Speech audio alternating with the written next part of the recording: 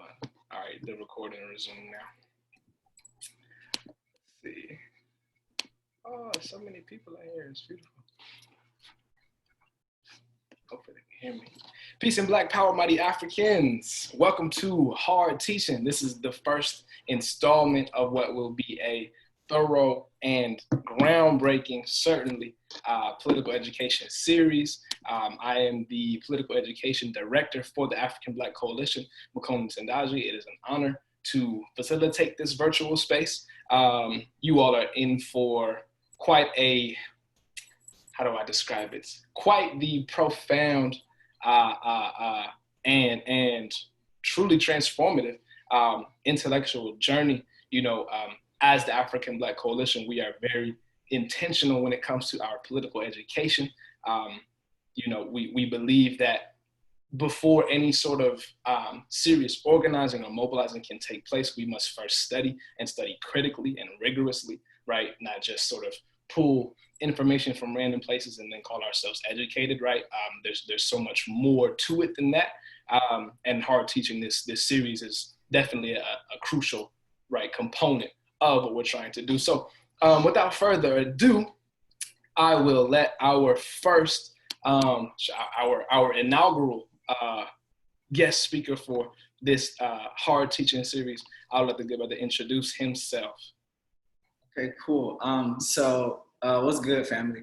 My name is Taharka Anderson. Right now, what I'm gonna do is begin sharing my screen. I made a whole presentation for you all. So I'm gonna share screen. You know, I'm 28 going on 70, so we're gonna try to figure this technology out right now. Let's see. Can y'all see that slide? Yeah. Okay, cool. Thumbs up from Makoni. Oh, okay, I could change this so I can see everybody. Oh, y'all can see all of that. Okay, solid. So just to begin, right, today's topic is building Black power by protecting Black children. My name is Taharka Anderson. Currently, I'm a PhD student at the University of Texas at Austin in the African and African Diaspora Studies Department. What I plan to research is anti-Blackness in school discipline, and more specifically, how Black children resist that dehumanization. A little bit about myself: I was born in Atlanta, Georgia, but raised in Long Beach, California for the most part of my life. A few other things: I'm the son of Sakara Ingrid Thomas Anderson, whose name means "May our ancestors rest in peace, knowing the work is being done." I'm also the son of Adisa Michael Anderson, whose name means one who makes his meaning clear. And the reason I begin with that is because my upbringing from my parents very much so informs the way I approach this conversation surrounding protecting Black children, right? So much of that, in addition to the research and data that I examine, it is my lived experience as well that informs how we'll be approaching this conversation.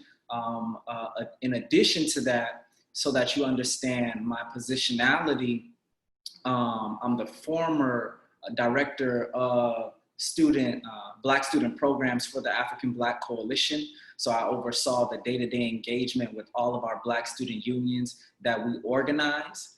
In addition to that, I'm a former restorative justice practitioner at the California Conference for Equality and Justice, where I worked with schools, young people, community organizations, administrators, and teachers to decrease the suspension and expulsion of Black children, right? So the reason, once again, I give this context is so that you understand I'm not only talking about protecting Black children from a theoretical standpoint, but I have the lived experience and work experience in every level of education to understand more adequately what are our children going through and what are some of the things that we can do within our families, within our communities, and within the world to better protect Black children.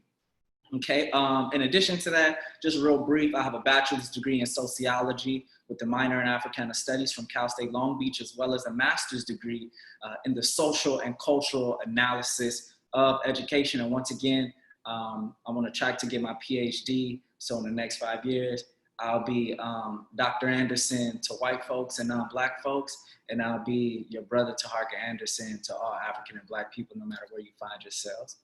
So we're gonna keep pushing along. Let me go to this next slide, right? So objectives, right? This is a very structured conversation and presentation that you'll be receiving. I always find it an honor and privilege when I have the opportunity to address and work with Black people. So I don't just throw things together. I don't just pull things out of thin air. I don't guess around our condition, because our condition is very serious, right? So objectives: participants will reflect upon the importance of protecting Black children. Participants will reflect upon and understand how societal inequality leaves Black children unprotected. Participants will reflect upon and learn how they can personally protect Black children. And lastly, participants will understand micro and macro level solutions for protecting Black children. Okay, cool, let's go to the next one. So agenda, right? Invitation and agreements. We'll have some reflections and share outs. We'll hear from Rod Wave and Selah Marley. We'll review some data. We'll go over some solutions, some organizations, some recommended reading, and then we'll have our closing. Okay. And if you have any questions throughout the presentation, feel free to drop them in the chat, and we will address those. Cool. Right, so invitation and agreements. We're going to be talking about some very serious things when it comes to our people and our condition and the condition of our children. So I invite you to take care of yourself. If at any point in time you are activated in any way, do what you need to do in order to take care of yourself. So if you need to step away, if you need to get a drink of water, if you need to turn off your camera, if it's on, feel free to do so. Also, as we're going through this presentation, notice what comes up for you and when.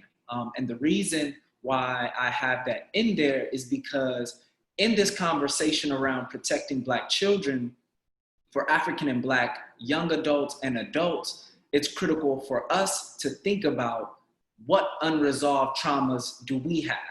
One thing that I know from working with adults is that many of us have a lot of work that we need to do in order to heal our inner child, right?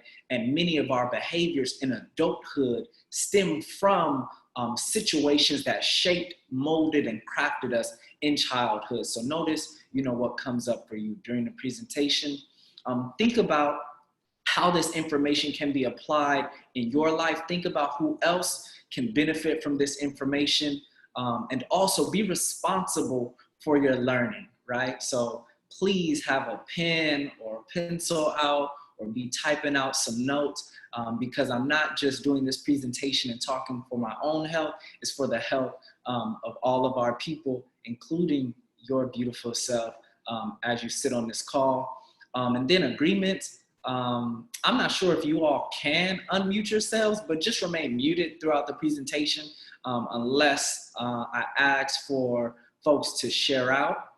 When you have the opportunity to share, I want to invite folks to leanly share, right? So say just enough, because we have a limited amount of time with one another. Feel free to use the reactions. So as much as we are not in person in a Baptist church, I do appreciate a good Zoom amen corner. So if you could do the thumbs up and the, little clap your hands thing, or any, or like McConnell, if you want to raise the roof or anything like that, feel free to do so. And then lastly, just bring your best self, right? So if your best self today is just sitting attentively and listening, I appreciate that. If your best self is sitting attentively, listening, responding to all of the questions throughout the presentation, that works too. But just bring the best self that you can bring, okay? Cool, moving right along. Cool. So if we could, I'm going to stop sharing my screen, and we're going to reflect upon the question, why is it important that we discuss protecting Black children in a conversation about Black power? Okay, let me stop sharing screen. And if anybody would like to, Makona, can they unmute themselves? I believe so, yes. Okay. So if you could, yeah, if anybody would like to share, feel free to take a go at it. Why is it important we discuss protecting Black children in a conversation about Black power? So just to be clear with everybody, this presentation is gonna be interactive. So much of it is structured in a facilitation mode to pull out the answers from you all, as opposed to me just talk at you all, because I believe much of the answers to these questions you already have within you, and somebody just has to do the work to pull them out. And so, what we can also invite everyone to do is you can respond to this in the chat, and then I can read it out loud, right? You know, so whether it's through typing, whether you know your fingers are faster than you know your brain can be, you can share that way, or you can share verbally. But we definitely would like to hear from as many people as possible, right? But we're not gonna sit and just like wait, you know. So here we go. Oh, Jamila said something. What's good? Let me see. They are the future. There will be none of us if we don't protect Black children. Okay. Okay. Somebody else said the quote from today's flyer. Okay, the quote from today's flyer comes to mind. This is your quote, Taharka. Any people interested in their freedom must center the well-being of their children. Okay. Okay. Right. Awesome. Exactly, right? The reason why we must talk about protecting Black children in a conversation about Black power is because you have no power as a people if your children are broken, right? If your children are not whole in mind, body, and spirit, what kind of families do we think we will be cultivating? What kind of nation do we think we'll be cultivating if our children are not well? So this is, I would argue, a very unique conversation to be having alongside Black power. Typically, when we think about Black power, we're talking about how do we protest, how do we, you know, go march, how do we, you know, make signs, and how do we do those types of things. But I want to, with this conversation, expand our understanding of Black power, and more specifically, you know, I see conversations where we talk about harms that are happening and healing that needs to happen amongst Black adults, right? But if we're really going to understand harms that are happening between Black adults, we have to have a clear understanding of the context in which Black children are growing up. Does that make sense? Can I get some head nods or thumbs up? Y'all And, hear? and then Target, somebody wanted to share. Okay, come step right up. Let's see that. I'll share. I was going to say that I think it's important to protect Black children because eventually they will be Black adults. And I think a lot of times Black children get defeated by the system of white supremacy. So by the time they do become adults, we see a lot of like Terry Cruz's out here. You can't expect folks like Terry Crews to fight for Black power. That's something that begins as a child. So those are my thoughts. But I think some folks already said that in the chat as well. I appreciate that. Right? Exactly. If we don't protect, somebody said poor Terry, right? If we don't think about not only protecting Black children in the physical sense, right, but also in the mental, emotional, and spiritual sense, right, which oftentimes serves as the foundation for understanding the importance of protecting the physical, right? You can't adequately protect the physical if you don't have a clear understanding of your mind, of your emotional wellness, of how you respond to stress and conflict. So exactly, thank you for those responses. Okay, cool. So I'm gonna go back to sharing my screen. Cool. Okay. For our next reflection question, in what ways are Black children unprotected, right? What do you think Black children are suffering from and experiencing? Okay. If anybody, if I could get one or two share outs, in what ways do you believe Black children are unprotected? Or what do you think they're experiencing? Hello, I would like to share. Hi, y'all. My name is Lauren. For those of y'all that don't know me, I go to CSULB. Happy to be here. And I'm sitting here with my friend, and the first thing he said in response to that question is PTSD. And I very much agree that that is something that Black children are going through. And when you asked those questions, the first thing I thought about is Jacob Blake's children being in the car, watching their father be shot in the back 7 times. Excuse me for the lack of a trigger warning.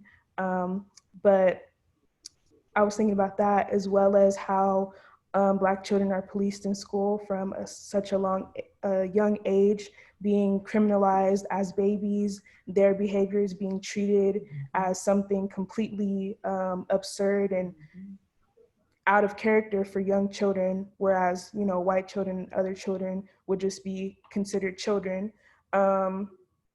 And yeah, I guess that's about it that I can think of right now. Right, exactly, right. Black children are dealing with so much, not only within our communities and in our, you know, in our homes, but from the external world. Oh, we have somebody, let's see what they put in the chat. I think they are unprotected by our society. I know that's a little general. It's a little general, but it's spot on, right? We have, you know, children witnessing their caregivers be taken away from them, right? In broad daylight. We have individuals like Tamir Rice, 12 years old, who was killed within 1.5 seconds of police arriving at a park where he was playing with a toy gun in an open carry state, right? So we have too many examples of our children experiencing directly and witnessing terror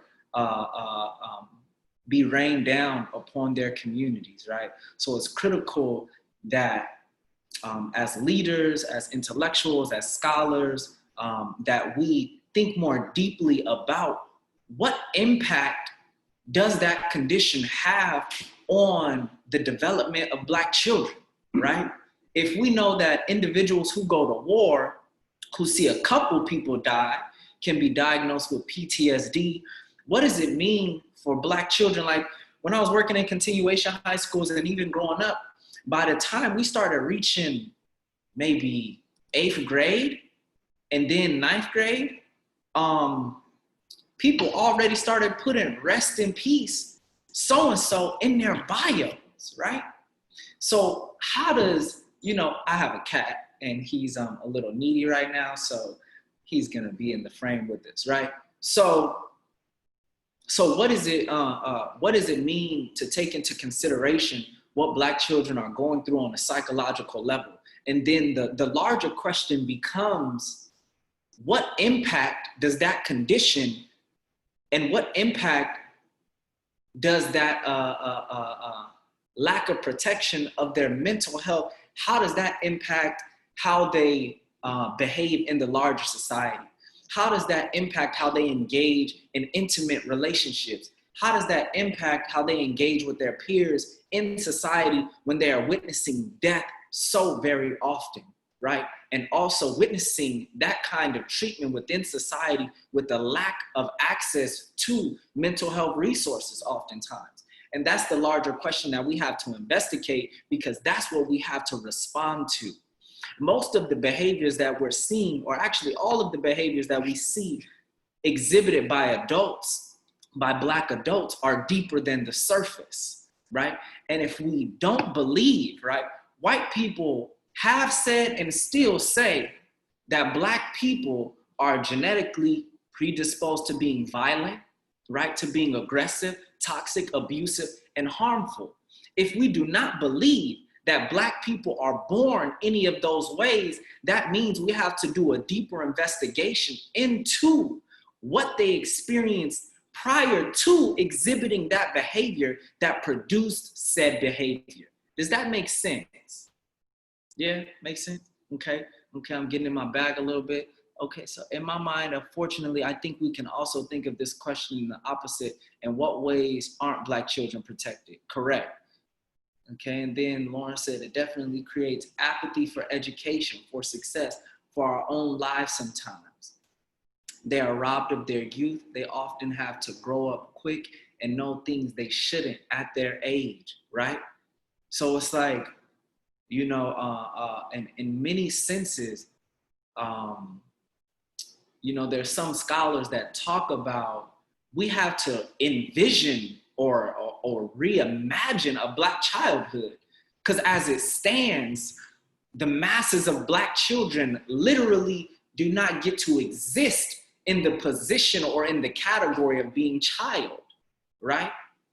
So, and you know, this goes into, even when we think about, I was just on Twitter and a sister was saying that words mean things. When we think about the word child, at first, when the category of child was being constructed, you know, it was a point in time where white folks were treating white children relatively the same as white adults. And then there came a time when white folks started saying, well, actually, children are in a different category and have a different level of understanding, and thus these white children need to be treated differently. And this is how you get the construction of whether it's, you know, like Boys and Girls Club, YMCA programs. This is how you get the construction of juvenile legal systems and rehabilitation programs for children based on the understanding that this individual is different intellectually than an adult. But what we also know is that white folks refuse to apply the category of child to Black children, right? Why? Because in the white imagination and to white scientists, Black people and Black children existed outside of the category of the human being. And if we exist outside of the category of the human being, obviously Black children to us will not get to exist in that reality, right? So when it comes to, just to bring it into the 21st century, when it comes to, this is very important. When it comes to us proclaiming to the world that Black lives matter, when it comes to us proclaiming to individuals to see us as human, to see us as worthy, to see us as valid, it really, what we really need to understand is that we are saying these things to systems and to people that do not see you as a human being. When we stand on the front line yelling at a police officer and begging that they witness to our humanity, what we must understand is that they do not see you as a human being, right? And even if that individual chooses to see you as a human being, the system that they are operating and the nation that they are operating and functioning in sees you as devoid of humanity, sees you as devoid of intellectual capacity, sees you as a thing or an object that actually rehabilitation and services and wellness cannot correct and cannot help. This is why they do not invest any of these resources into your community, and they constructed on the racist notion that investing these resources in your community will actually not have a positive effect or positive benefit. So we have to clearly understand that when we say Black Lives Matter, who are you talking to, right? Are we talking to Black people? Or are we talking to an enemy that has absolutely no intention of recognizing that you have humanity? Because if they recognize that you have humanity, then they have to treat you differently, right? The system of racism, white supremacy, and colonialism is rooted in an ideology that suggests that you don't have humanity. And it's rooted in that ideology because you have to justify to the world and to the society that this kind of treatment makes sense, right? You can't justify enslaving a human being unless you say to the world and say to the society that they are savages. You can't justify mass incarceration. You can't justify, high rates of Black maternal mortality, right? Unless you say that these individuals are devoid of humanity, right? So we have to be clear that we do not need to beg or plead or tell individuals, right, that are hell-bent on maintaining a colonial and a slave master relationship. We have no need to proclaim to them that our lives matter. We understand that shit. So who the fuck are we really talking to when we say that, right? So, I got a little worked up, but let me go back to these slides. Let's get back on track. Okay, Parlay, you in the apartment? Let me go back to sharing screen. Okay, cool. Awesome. We're doing good. We're doing good. I love Black people. So we're gonna switch over. Actually, I'm gonna skip the Rod Wave song and I'm gonna go straight into Sayla Marley. You all may have seen very recently, she talked about some of the things she experienced from her parents, and now we're gonna switch into a quick video where she talks about that just very briefly. So let me try to pull that up. So you're just gonna be listening to the sound. And like, I just need to know how to handle it better, handle my emotions better. But it's just like, there's just this hole. There's just this hole. I will DM you, let me write it down. There's just a hole. And it's sad because the inner child in me, even right now, as I'm talking, I'm like kicking my feet inside because I'm just like, I don't want to take responsibility for this. Like, I don't want to, because why should I? Because my fucking, like, this is not even for me to take responsibility for. This is my father and my mother who weren't around, or who fucking, like, and now I'm here fixing myself from their shit. Like when do they, like, what do I fucking, I don't even know where to go. I just don't know where to go. I don't know where to go. But obviously, it can't go on like this. It can't go on like this because I just have no control. Like, I lose complete control over myself, for real. Like, I really lose complete control of myself. Like, I really do. It's so toxic. Like, it's toxic and abusive. But it's like, and I just I just revert to that same fucking, like, 8-year-old, 7-year-old, 6-year-old who, like, was watching their parents argue, you know, who was watching their parents screaming and fighting. And so that's how I know I'd handle it: screaming and fighting, throwing shit, yelling, cursing. You're not, you know, like, abusing someone, because that's what I saw. And then also just growing up in a household where, like, my parents we used to discipline through physical abuse as well. So they would just spank us, you know, like, and it's not their fault fully because they got beat and my dad didn't have a dad. His father died when he was 9 years old, you know, so that I can understand, but it's just like, it's just so hard. It's just so hard. And Cool. So let's bounce back over. Cool. Can y'all see me? Y'all can see me? Cool. If we could get a couple share outs, what comes up for you when you hear Sister Selah's words? Does anything come up for you? Does anything stand out? Can you relate to what she said at all? Then you can either say it or you can type it in the chat. Okay.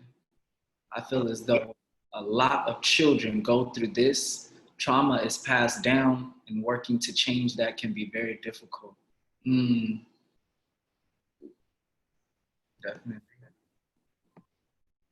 There's just this whole. Right. I think, you know, when she. Yes. Oh, I have something to add too. Mm-hmm. Okay. I like personally, when I was growing up, like I didn't really see that because my biological dad wasn't in my life. It was just my mom's. However, I see this with my little cousin. So just like her being like 13, her mom just like my cousin. Her mom just be like talking to her any type of way, calling her the B word, MF her, all that stuff, like in front of the whole family. And it's like I'm not sure like where that came from because she didn't really go through that. You know what I mean? She didn't really like she wasn't caught that, you know, in her childhood. So why is she doing that to like her child? You feel me? So that was like something I wanted to add, see if anybody else, you know, went through that as well. Thank you for sharing. Anybody else? Does that resonate with anybody else? For me, it low key did because for me, I grew up with a father, but I didn't grow up with my mother. My mother was basically still doing a lot of drugs and stuff when I was a kid, and just was not ready to have no family. And my father, frankly, had me understand the situation, expressed that he did the best that he could with everything. Like I gotta admit, there was some abuse, I will admit, but I think how my father would put it, just sometimes like when you were like, because I mean I'm not a parent, so I can't possibly understand what my father was going through, because he had to my understanding, had to carry both roles of the man and the woman. And how can I put it? He basically explained that some people just aren't ready to be parents. Mm-hmm. And when you are put in that kind of, have no choice, be in that kind of setting, it just becomes, you just don't, it's like, okay, I'm tired of hearing this child all the time. I'm tired of this. And I'm like, you're just trying your best to stop it. And a lot of times, in my opinion, that leads to some level of abuse. But again, I'm not a parent, so I cannot possibly understand what parents go through. I just can't. Someone in the chat said, her saying she handles things because that's the only way she knew how makes me think of myself. At school, let me not say someone, Jamila said, right? At school, I used to handle my anger in the same way as her because it's all I knew and experienced at home. It wasn't until I got older and began talking to my mom and us relating to things and agreeing on how we would handle situations, I then realized we were very much alike. And I made the connections. I agree with her as well. It's unfair that I have to unlearn these things because it's difficult. You know, what's so beautiful about us speaking these truths is that our people are going through a lot, so sometimes it's difficult to speak about what we went through from our parents because we don't want to reinforce all of the racist shit that is being said about them. But if we truly want to get to a place of healing as a people, we have to allow our children the freedom, the space, and the opportunity to be honest about when adults in their lives have harmed them. The difference between this conversation and the conversation that the dominant racist society will have is that we don't reduce the harms that happen in our communities to our genetics or to our biology or to our innate character. We as intellectuals, and not just, when I say intellectual, I don't mean just college educated people. I mean anyone who is committed to pursuing knowledge, right? Us as intellectuals and leaders will contextualize the harms that happen in our communities so that we can understand how larger systems, structures, institutions, trauma, enslavement, colonialism, lack of resources produces what we see happening in our communities, right? Our brother Stokely Carmichael or Kwame Ture talks about anytime you talk about things happening amongst Black people, when you leave the enemy out of the equation, you end up blaming the people, right? And once again, if we do not believe that our people are born abusive, harmful, toxic, violent, regardless of gender or sexual orientation, if we truly believe that none of our people are born these ways, that means we have to investigate what happened to them. What produced this individual that we see manifesting these behaviors in the current reality? One character that comes to mind is Killmonger, right? And, you know, some people saw Killmonger as a bad guy, as an evildoer, right? I saw Killmonger as someone who lost a parent, as someone who had a class critique of individuals that prevented him from accessing a certain kind of resource, right? An individual who refused to be incarcerated because he understood the reason I'm the way I am is because y'all did this to me. And subsequently, he came back to show his ass. He came back, right, to destroy some things or to set some shit straight, right? So when we see our young people or adults exhibiting certain behaviors before, we just write it off as, oh, they're just toxic. Oh, they're just abusive. Oh, they just ain't shit. Oh, they need to be counseled. We need to look into, is there previous harm and abuse that has happened in their life? And I would also encourage us to think about, is there any of that individual's behavior that we replicate our own selves? Oftentimes when we see individuals in our communities perpetrating harms, the first thing we do is we present ourselves as though we are perfect. The first things we do is try to distance ourselves from the individual who is perpetrating the harm as though we don't have a long-ass friendship or relationship with the individual. We try to present it as though this individual just dropped out of thin air and nobody knew this individual was doing any of these things, right? But what we know to be true is that individuals do not have the opportunity to perpetually commit harms within a community unless there is a community or a culture or relationships of complicity, right? Individuals do not get to harm one after the other unless there are individuals who are turning a blind eye. So what we know through research and through experience is that one of the main things that allows harms to happen in our communities are fractured and broken relationships. And this is something I definitely know from experience and as a restorative justice practitioner. When I was working at a continuation high school, I knew that and I could see that the reason why young people were exhibiting certain kinds of behaviors is because the adults did not have clear lines of communication. It was because the adults were not willing to apologize when they harmed young people. It was when the adults were not willing to model accountability, right?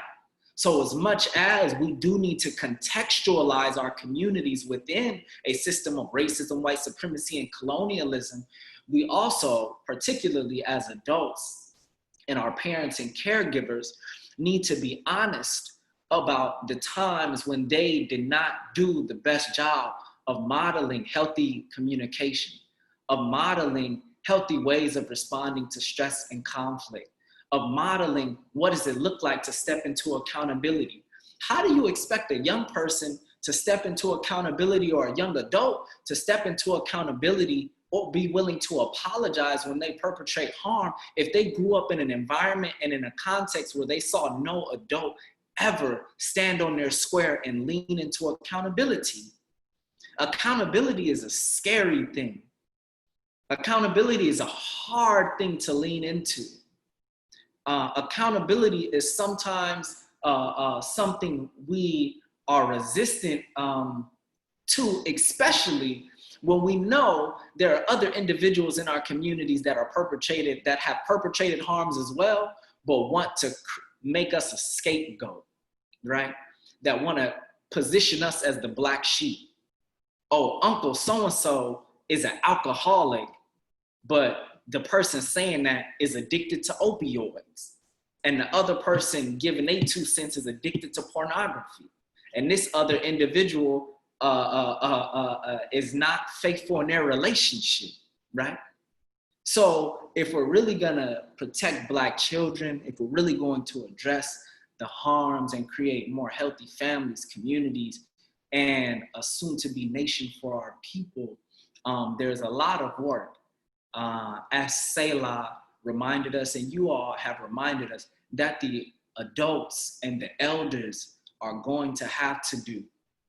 In my opinion, you cannot call yourself a revolutionary or radical. That shit sounds good, but show me you know how to apologize to young people when you have wronged them. Show me you know how to step into accountability when young people are calling you out for the harms that you have done to them. To me, that's one of the most radical and revolutionary things you can do, because the future of our people is rooted in the wellness of our children. So if we can't prioritize that wellness, there is no way you will build a nation that can sustain itself from an external threat or enemy if you can't deal with the internal harms and threats that are happening. There's no way, okay? Let me see. Hearing the clip of Selah made me think of how it is clear that as children, Selah's parents were very likely raised in such a way that did not allow them to be well as adults and develop healthier ways of relating, in addition to existing in a society that is always already built upon facilitating dysfunctionality in Black communities. Who protected them? Selah's parents. It would be dishonest to take Selah's parents' abuse to face value without putting it into this larger context, right? So, and not only, and the thing we need to do is, because in Lauryn Hill's response, some would argue that Lauryn Hill did a lot of deflecting. And many said Lauryn Hill actually didn't need to give that long ass response and just needed to say, I'm sorry for what I put you through, right? Because sometimes what our elders do is they say, well, I did this in order to protect you from the police. I did this in order to protect you from the outside world. I'm doing this, I'm whooping your ass because I love you so I gotta give you some tough love, right? Meanwhile, we're telling them, this is the reason why we have a strained relationship, Mom. This is why we don't see eye to eye, Dad. So I appreciate the context, but also you still haven't apologized for what you did, right? And to be honest and transparent, the reason why this topic is very important to me is because at 28, I'm still in the process of repairing my relationship with my own mother. My mother is a soldier, my mother is a warrior, and there are some things that my mother has been through that I know have shaped some of the behaviors of my mother. Now I can contextualize her and still hold her accountable as well, okay? And I think, you know, that is what we as young people or as young adults and adults need to be able to hold, that complexity of bearing witness to what our parents have been through, but also being willing to stand on our square and hold them accountable. Okay, cool. So let me go back to sharing the screen. Sharing screen, cool. Let's go on to this next slide. So we're gonna go over some data real quick. You know, I'm big on the data, right? I don't wanna be written off as just some YouTube scholar that just be running his mouth. So to contextualize this really quick, from 2003 to 2013, 3,839 Black children died due to maltreatment, with 40% being victims of physical abuse. Child fatalities for Black children are 3 times as high as white children. That means in Black families and Black households, adults are killing Black children at 3 times the rate that white people are killing their children. In California, Black boys, this is just giving context about Black children and the larger situation we are trying to protect Black children in. In California, Black boys are 3.6 times more likely to be suspended than other children. Black girls are 6 times more likely to be suspended than white girls. Black students make up 18% of the preschool enrollment, but almost half of preschoolers receiving at least 1 out of school suspension. Once again, that is Black preschoolers. From 1991, this is one that was so deep to come across. From 1991 to 2017, suicide attempts among Black adolescents increased 73%, while attempts among white youth decreased, and injury by attempt of suicide rose by 122% for Black adolescent boys, right? So when we talk about protecting Black children, this is the data that informs why this is an important conversation for us to have, right? Black youth are 5 times as likely to be detained and committed to juvenile facilities in comparison to white youth. This is another deep one. Black males have the earliest sexual debut, right, in comparison to all other youth, including their Black female counterparts. By the age of 12, 15% of Black males report having their first sexual experience. By the age of 14, 42% of Black males report sexual debut. By the age of 16, 55% of Black females and 72% of Black males report sexual debut, okay? This is just to give some context around Black people in general, right? So that we can understand the context in which Black people and Black communities are trying to provide an adequate environment for Black children to develop. Black poverty rates are approximately 2.5 to 3 times that of whites. In 2018, Black homeownership was 43.6% in comparison to 73.6% for whites. A century ago, right? A century ago, 100 years ago, 14% of farmers were Black, but as of 2012, they represent 1.58%. How about that for Black progress? Black women are twice as likely to be in prison in comparison to white women.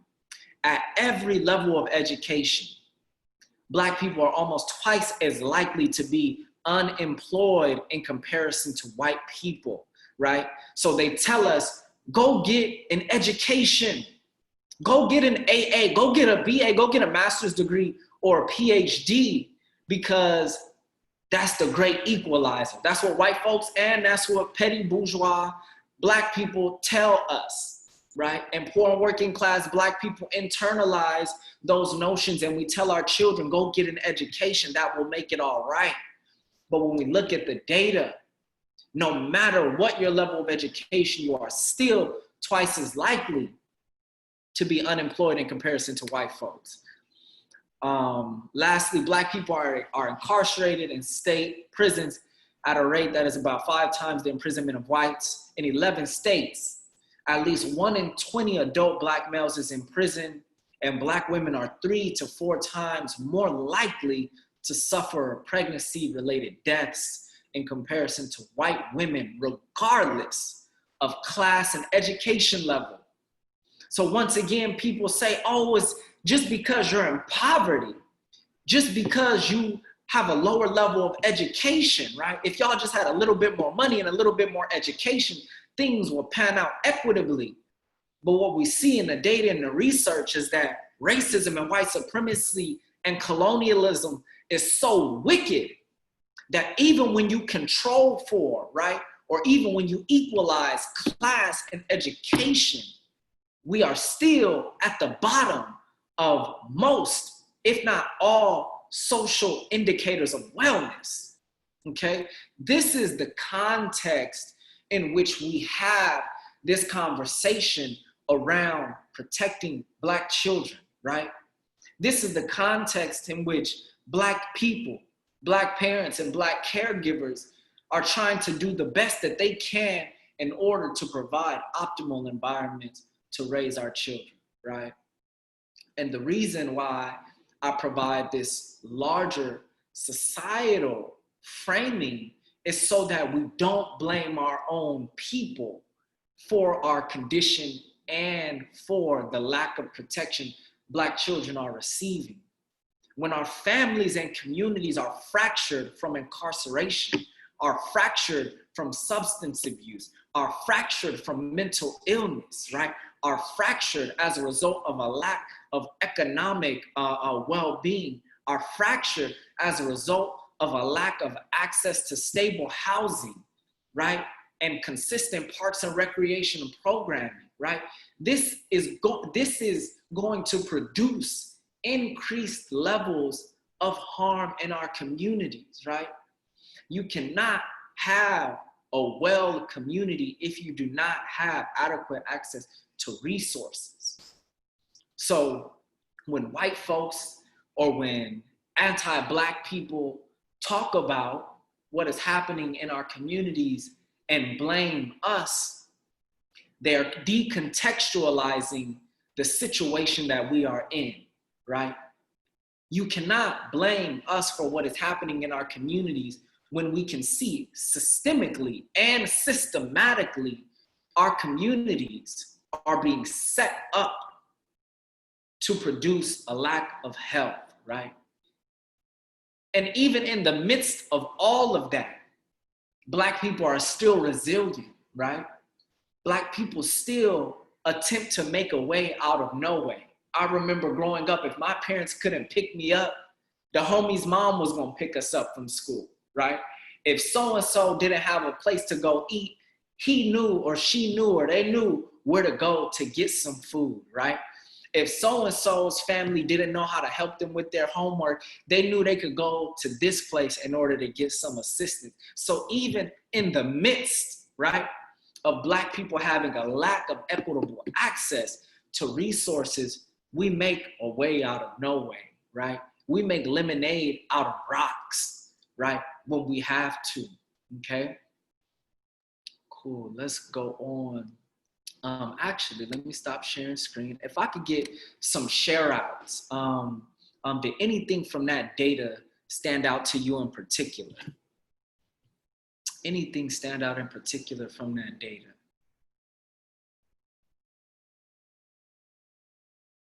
And you could type it or say it.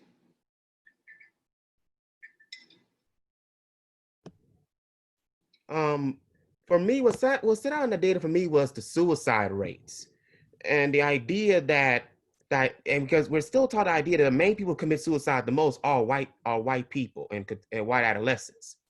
You know, that data and what that shows that data is completely needs to be revamped and inaccurate, is just completely inaccurate. Like, to me, I think it's time for us to really redefine what suicide really is. Like, try to see if suicide can be redefined in some kind of way, and try to see that possibly, just possibly, that white folks really aren't the only ones who are committing suicide like this. Like, really, they get really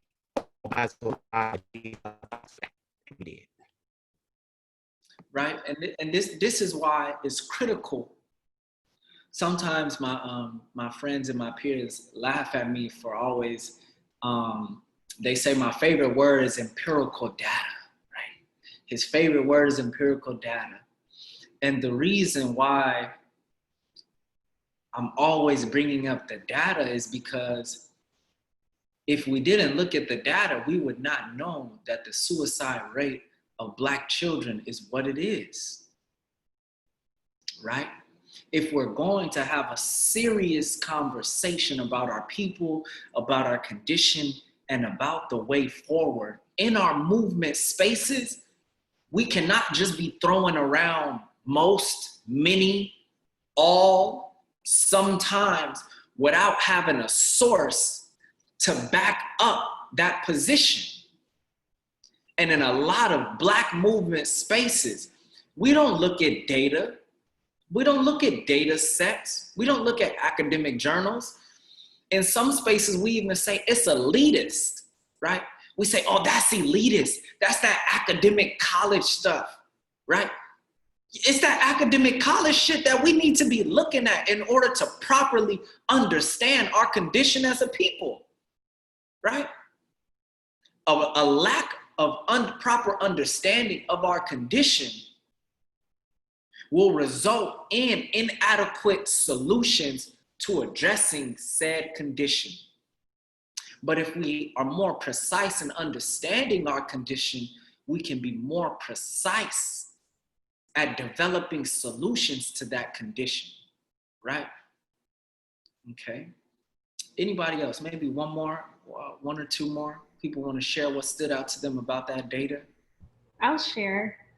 The suspension rate of Black girls stood out to me because I was suspended twice when I was in grade school. And I remember not feeling protected by my parents when I got suspended. So as soon as they found out I was suspended, they automatically assumed I was in the wrong. And then even after I explained what happened, I was like, I got someone ran up on me, they just hit me. And of course I defended myself, and they still was like, no, you should have went and talked to the teacher. You should have did this, you should have did that. The second time I was suspended was when I was in high school, and they were like, no, you need to respect authority. You shouldn't have talked back. You shouldn't have done this. And I just remember feeling so defeated while I was in grade school and feeling like, why don't my parents have my back? I'm explaining to them what happened. They know clearly I wasn't wrong, but even they still are telling me you should have did this or that to have a better outcome, when really they should have went up to the principal's office and defended me and told them that they were wrong. So that's something that stood out to me. Right. Oftentimes when we talk about school discipline, as a result of Black boys being the majority of school suspensions, oftentimes we end up missing the experiences of Black girls, right? So whenever I drop in there that Black girls are 6 times as likely to be suspended as white girls. And that's when you control for behaviors, right? Sometimes I'll give this presentation or be talking about school discipline, and somebody, in the audience will be like, well, maybe it's because, Black children just act differently, I'm like, oh, no. When you look at the data and when you look at the research, you can control for those behaviors, and Black children are targeted, right? And they say actually in school discipline data that Black children receive more discipline for subjective infractions, like willful defiance and talking back. And they say white children are actually are underrepresented in discipline for non-subjective offenses like smoking, right? That's not like you can't subjectively determine where if you was seen smoking, you was smoking, right? But Black children oftentimes receive more discipline and targeting, you know, because they say, oh, he was talking back, he was questioning me, he was acting aggressive, or they were acting aggressive, which means that teachers and educators are making the subjective determination to target our children, right? And also making the subjective determination to not target white children when they're exhibiting the same behaviors, right? I mean, case in point, this is in the larger society, you know, but, you know, the white boy who just, you know, shot some protesters was able to shoot some people, walk all the way down the block with a big gun, right? Walk all the way down the block and walk to the police. Like, and I think that is a what's the word? Is like a larger example of white children are able to get away with, but we shouldn't be confused about white children being able to get away with that. When you live in a white supremacist and a racist and a colonial society, why do these things surprise us? We'd be like, oh my God, I couldn't believe he was able to, I couldn't believe Dylan Roof was able to sit in that church, kill those Black people, and then they took him away and got him, you know, a burger at Burger King. In a colonial society, right? In a colonial society, white violence is the norm. It's the normative behavior, right? The death of Black people is the norm, right? The mass incarceration, right, of Black people is the norm. So we should not be confused about, oh, you know, sometimes we'll say, oh, the system is broken. Oh, or I've been seeing these memes, and I've been meaning to talk about this. I've been seeing these memes where Black people say, you know, murder and execution is not a part of policing. What, is beating the slave not a part of being a slave master? Is stripping a people of their land, of their culture, of their God not a part of colonialism? Killing and harming Black people is a constitutive element, is a foundational element of policing, right? We have to be clear about this. We cannot have any confusion. None of these systems are broken. They are operating as they were intended to, right? Okay. Somebody said, same sis, I got in trouble for being around a fight, although I arrived at the same time as the authorities. I didn't even witness anything, laugh out loud. I was the only other Black girl, so I guess I was a part of it. Somebody said, Jamila said, the stats about the young Black men and their early sexual encounters. If you guys haven't checked out Taharka's podcast or further details, can't remember the title of the episode, but hey, you know, follow your neighborhood scholar. Me and my brother McConan did a podcast talking about the sexual vulnerability of Black men and boys, right? And that, you know, some Black boys are experiencing, you know, sex early on. And sometimes in the larger racist society and even in movement spaces, we'll blame Black boys for having early sexual experiences as opposed to seeing their early sexual experiences as a position of vulnerability. Who's introducing them to sex at that age? Who's exposing them to sex at that age, right? Who are they having sex with at that age? If it's not their peers, that means it's older children. And if it's not older children, that means it's adults, right? But that's a whole nother conversation. White children being able to get away with cold-blooded murder, fact. Cool. I saw something that said somebody had their hand raised. Am I tripping? Oh, cool. It's on you. Yeah, it was me. So I think what stood out to me as well is the stats I knew, but it just hits different when you have more context. But the rates about preschoolers getting suspended, I think it's interesting how there is the lack of understanding that is intentional to make outcasts of our children at that young age and label it as, you know, these different disorders that they claim that our children have. when a lot of them are being misdiagnosed. But just at that age, I have to be removed from school because I was talking too much, or I was drawing on a place I wasn't supposed to draw on, whatever the case is. I think it goes in full circle. Someone said it about, my parent wasn't able to protect me. Same situation. If you're targeting children and you have adults who are not able to step in and say, my child is not, a tyrant of some sort, my children is not someone that needs to be suspended, then you have the perpetuating cycle of parents not being able to step in and assist, and children also not knowing that they're being targeted. So the stats on that are crazy, and I appreciate you shining more light on it, because I think it's important to know that it's not just in high school when kids are getting suspended for crazy, silly things, Mm-hmm. Joshana asks, I was wondering why the stats for Black boys debut to sex was so much greater than Black girls. It's because they're engaging in sexual activity with adults. So I was reading the study, right? And the study said that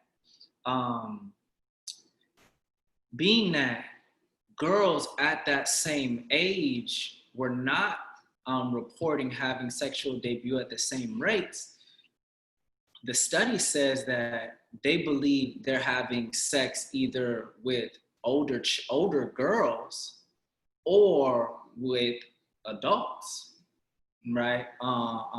But that was an inference based on the rates, okay? But I can tell you examples of plenty of young men that I know that will say their first sexual experiences were sometimes with older young women in their communities, as well as sometimes with men taking advantage of them and younger boys, but definitely sometimes with older girls in their communities. The question, that's something that if we as a people truly want to heal our people collectively, but particularly there's allegedly a lot of investment right now in healing Black men from their, I guess, unique toxicity. If we're gonna be honest about that conversation, we have to be honest about who are the individuals who are sometimes harming Black boys, that is sometimes resulting in harmful or maladaptive behaviors as these boys develop. And when we look at the data and the research around the impact of being sexually abused at a young age as a male, sometimes the coping mechanism is that you want revenge on someone of a similar identity as who took advantage of you. Sometimes as a male, if you are abused at a young age, you have a hyper desire to have, let's say a particular act was performed on him, you may have a hyper desire for that act to be done on you well into adulthood, or you may be repelled and repulsed by that kind of sexual activity, right? But that's a whole nother conversation that we need to have so that we can better understand the development of Black boys and men. Do you think maybe the music we listen to encourages children to engage in these activities? This is another conversation as well, but what I do know, right, in working in every level of education, is that music influences young people. But what I will say is that there are protective factors that can be in a family or in a community that results in a young person not going on to engage in those types of behaviors, right? So if let's say you have a fractured set of family relationships and there's sometimes minimal supervision or people working a lot and you're just learning about yourself and your body and your sexuality just from the music, and you're just around a lot of other young people, you may engage in some risky sexual behaviors. But I know I was listening to Ludacris, Trina, and all of these different things growing up, and, you know, Freak a Leak and stuff like that. But my parents will talk to me about certain things sometimes, right? I'm not coming for Meg. You know, I'm not even gonna touch that because my screen might catch on fire. But you know, I do think we have to have a conversation. It's one thing for Black adults to listen to certain kinds of music, but I think we have to have an honest conversation about what impact does certain kinds of music have on young people, but we also can't scapegoat hip hop, right? These are messages and narratives and sexual activity that is present in all of American society, right? And I think oftentimes what we end up doing, and even what Black people end up doing, and Black religious institutions end up doing, is blaming hip hop, right? When just because you listen to something, like, there's plenty of people that listen to Chief Keef every day and they don't go kill nobody. That means there's a set of protective factors, or there's a set of environmental factors that don't result in that young person exhibiting those behaviors or choosing to engage in those kind of behaviors. But if there's a lot of homicide in your community, there's a lack of mental health resources, if you've lost a lot of people to homicide and you're listening to music, sure, it may have an influence, but I believe these are things that were happening before hip hop, right? White social scientists, before hip hop even hit the scene, were already documenting Black children have earlier sexual debut than all of these other children, and we're trying to basically write our children off as like these sexual deviants, right? This is even before hip hop, right? So if it was happening before hip hop, that means that there's more factors, right? And academics call it like ecology, right? And they say ecology to speak to, there's a variety of different factors. So like when you think of an ecosystem, there's a lot of different things that are interacting with one another. So in communities, you may have music, but you also you have families, right? You have religious institutions, you have mental health, you have schools, right? You have all of these different factors that produce behavior. And when we're looking at the behavior of our young people, we have to be willing to be patient enough and disciplined enough to look at what are all of the factors that are producing these behaviors, and not just scapegoat one thing, because you'll develop an inadequate solution. Because then people will say, well, just don't let them listen to, you know, WAP. Don't let them do the WAP challenge. Okay, well, you still ain't talk to them about consent. You still ain't talk to them about body boundaries or any of that, right? You still ain't talk to them about psychological coercion. So the young person is still susceptible to certain kinds of things, right? So we have to be more thorough and more nuanced in how we address these things. But I'm gonna get us, because we're running low on time, so I'm gonna go back to this presentation so we can get to the solutions, okay? Okay, take a breath, take one breath. Yes, okay, right, that was a lot. Cool, we already did the share out. Cool, so solutions on a micro level. Validate the experiences and voices of Black children and their concerns, right? I've worked with a lot of different Black children. I was a Black child. And I know one thing that we have to do in order to protect our children is to listen to them.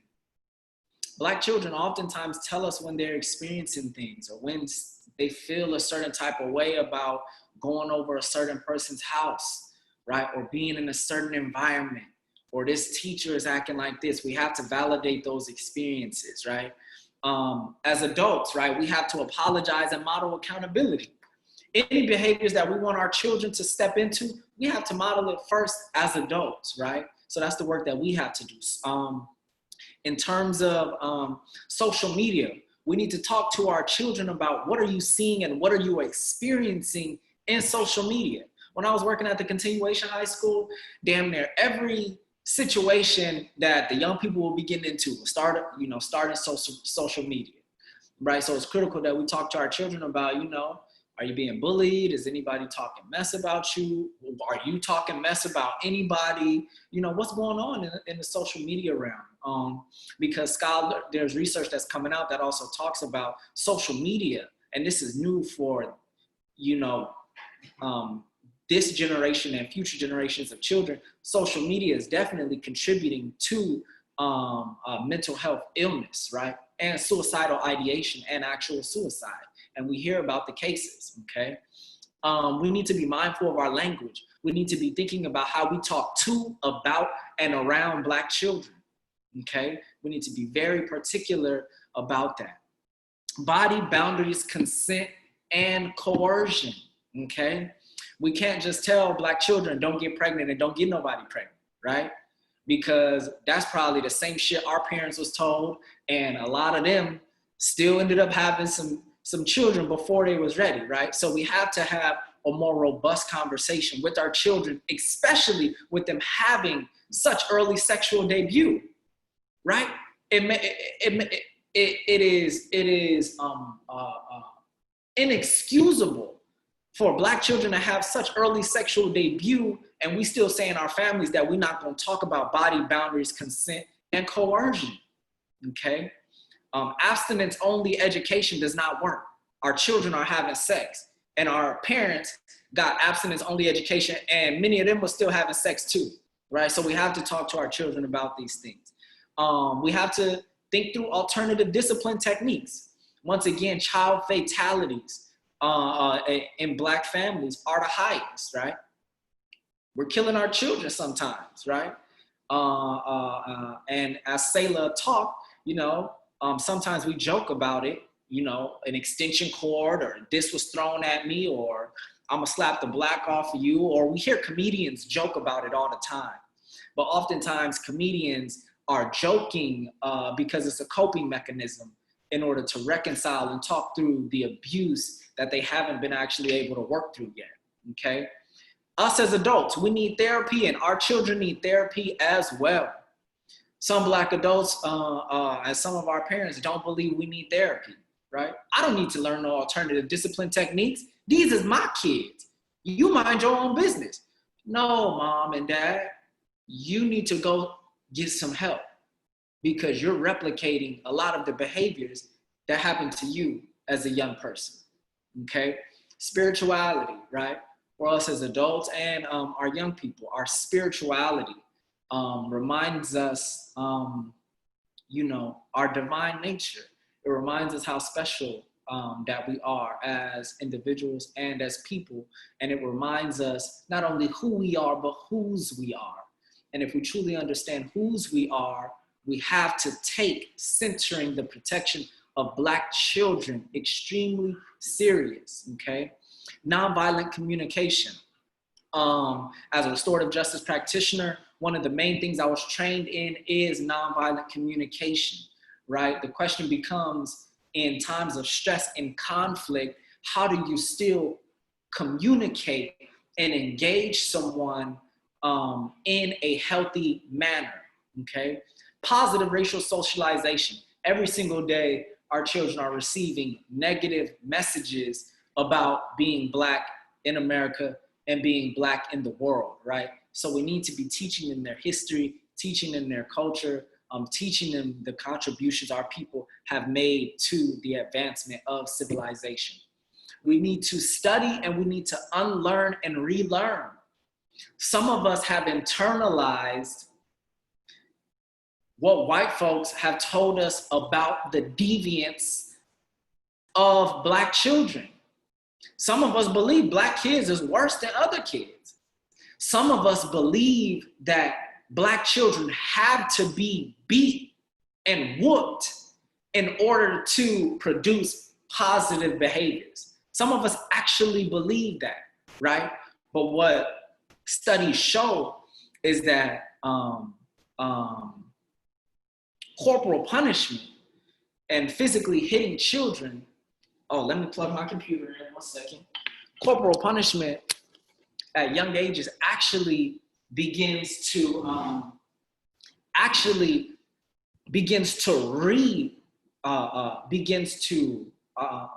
shape the healthy brain development of our children, right? And I'll introduce you all to a book that you should read to learn more about how corporal punishment damages the healthy development of the brains of our children.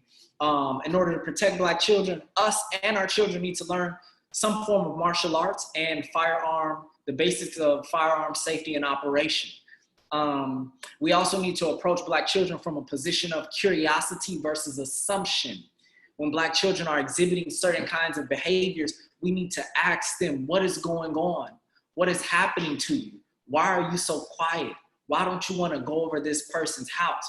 Why don't you want to take a picture with that person? Why don't you want to kiss that person on the cheek? Why don't you want to sit on that person's lap? Why don't you want to go to school?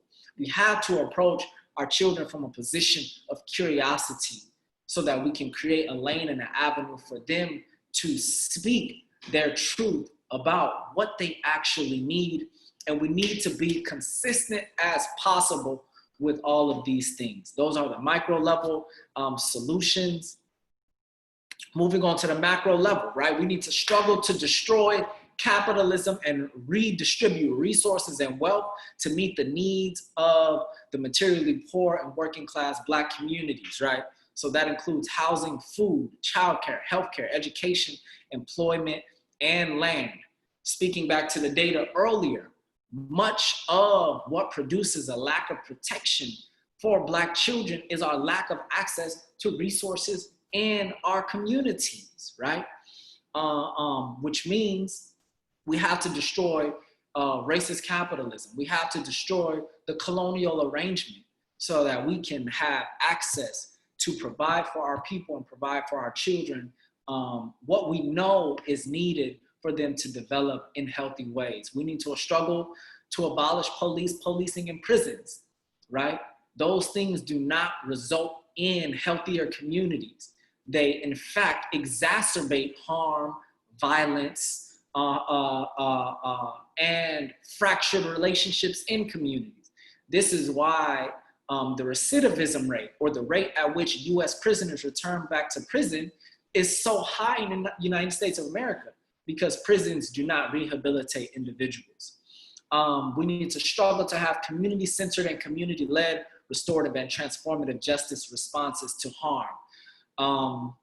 We need to think more radically about how do we be self-determining people, and how do we rely on ourselves and our own relationships and networks to address harms, as opposed to relying on the police that we know are only going to exacerbate harms and very well likely abuse and incarcerate individuals, and then send them back to us when they are no better off than they went into the carceral institution. And lastly, like I said before, we need to struggle to end the racist and colonial domination of Black people globally, okay? Organizations to get involved with African Black Coalition, the Uhuru Movement, Nation of Islam, New Era Detroit, and all of its chapters, Youth Justice Coalition, Brothers and Selves, Los Angeles Students Deserve, LA Can, Association of Black Psychologists, Black Mamas Alliance, and Racial Justice Now.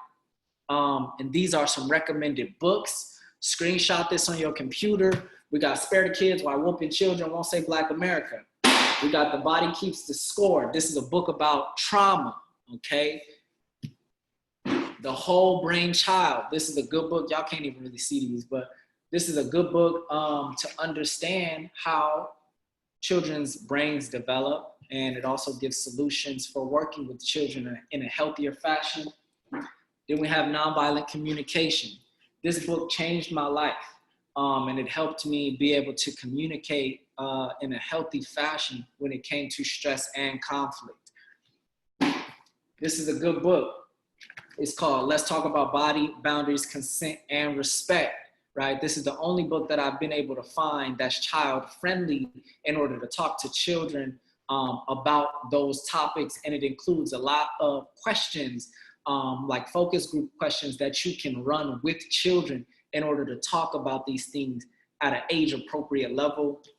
And then there's a book, The Criminalization of Black Children, that just talks about the history of Black children being dehumanized and criminalized.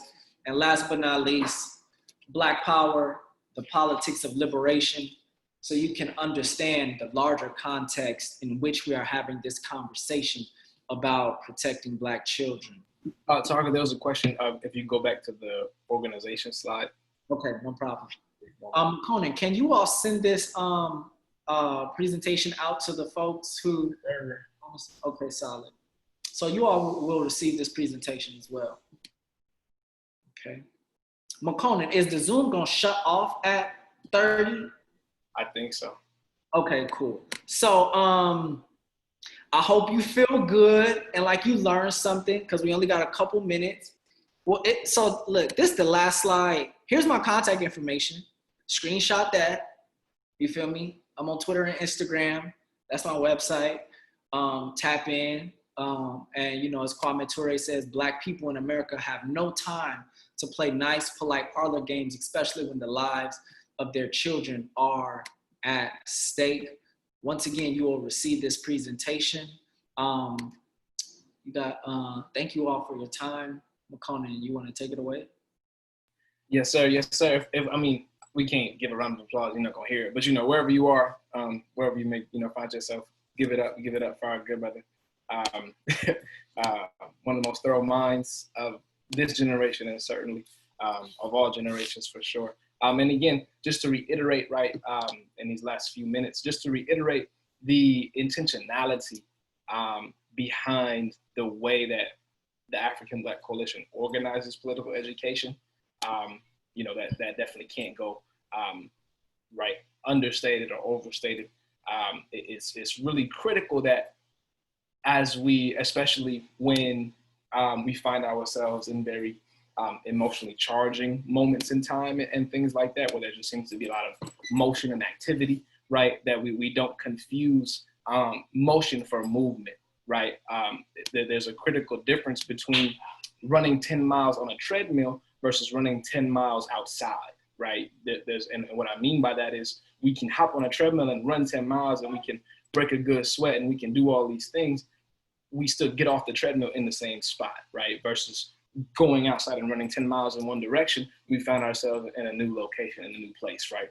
We need to be sure that we are concentrating our time and our energy, right, to arrive at a new place, right? Both literally and figuratively speaking.